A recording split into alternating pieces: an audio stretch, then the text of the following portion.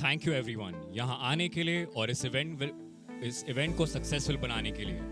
भूलिए मत, the girl on the train releasing 26 February only on Netflix.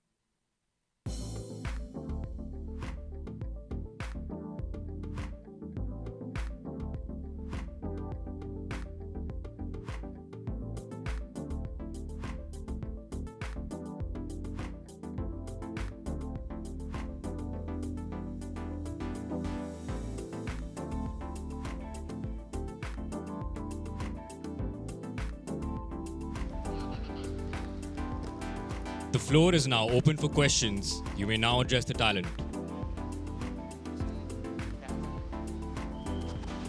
Yes. आज आप लोग पहचान में ही नहीं आ रहे। सबको पीपी किट पहना दिया। Good, safety Good. फर्स्ट ना, सेफ्टी फर्स्ट। लेकिन आपसे मुझे कौन सेफ रखेगा? नहीं सब सेफ है यहाँ पर, हर कोई। सबसे पहला सवाल आप ही का होने वाला है। हाँ, नॉर्मल क्वेश्चन। सो डिफरेंट किरदार है आपका एंड डार्क शेड्स में हम आपको देख रहे हैं फर्स्ट टाइम, आई थिंक जितना मेरा नॉलेज है। सो कैसा रहा एक्सपीरियंस एंड अगर आप कुछ बता सके, क्योंकि रिबू जी फर्स्ट टाइम आपके साथ में एसोसिएशन हो रहा है, तो आपसे भी जानना चाहेंगे कि विथ परिणीति जी के साथ कैसा रहा एक्सपीरियंस। सो परिणीति जी, पहले आप जो डार्क शेड्स है ये काफ़ी डिफरेंट अंदाज में दिखाई दे रहा है, अगर आप बता सकें। एक्चुअली आपके सवाल में ही मेरा जवाब है, क्योंकि ऑब्वियसली जिस तरह की फिल्में मैं करती आई हूँ और जिस तरह का के किरदार मुझे ऑफ़र भी होते थे और मैं खुद सिलेक्ट भी करती थी, मैं उसको ब्रेक करना चाहती थी, मैं उसको तोड़ना चाहती थी। I wanted to do something जिसमें मैं आप लोगों को सरप्राइज़ कर पाऊँ। लोग ये फिल्म देख के बोलें कि अरे ये हमने पहले कभी देखा नहीं है।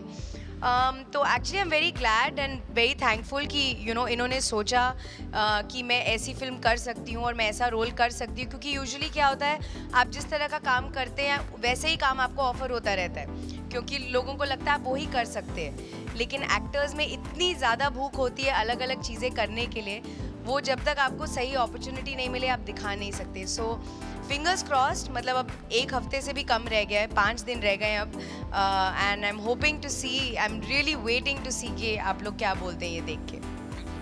रिबू जी, अगर आप बता सकें। I think what she mention कि उन्होंने पहले ऐसे काम नहीं किए और कि जनरली मेकर्स प्रोड्यूसर्स आपको एक ढांचे में डाल देते कि आपको यही आता है, kind of work you have done, वही आपका आगे का भी काम डिसाइड करता है। तो मुझे लगता है कि वो सबसे बड़ा बीट था मेरे लिए कि इनको ही कास्ट किया जाए, कि इन्होंने ऐसा काम किया नहीं है। क्योंकि मुझे पता है कि एक एक्टर जो होते हैं उनको they are thriving to do new work.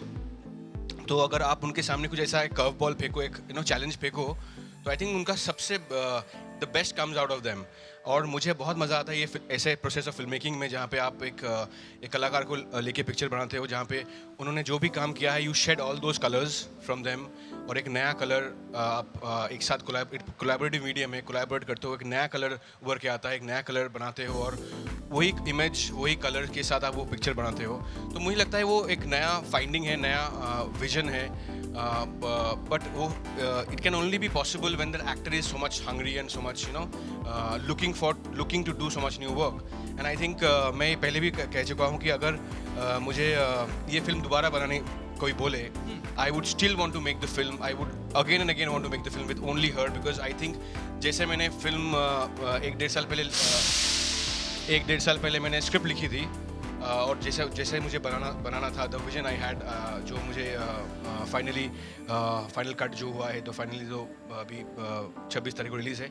तो मुझे लगता है कि I think that was the best collaboration, and I think कि उन्होंने जो पहले नहीं किया है वो सबसे बड़ा प्लस था। I think everybody should start riding cycles, तो सेहत के लिए भी सही रहेगा, तो कोई भी कन्फ्यूजन नहीं रहेगा।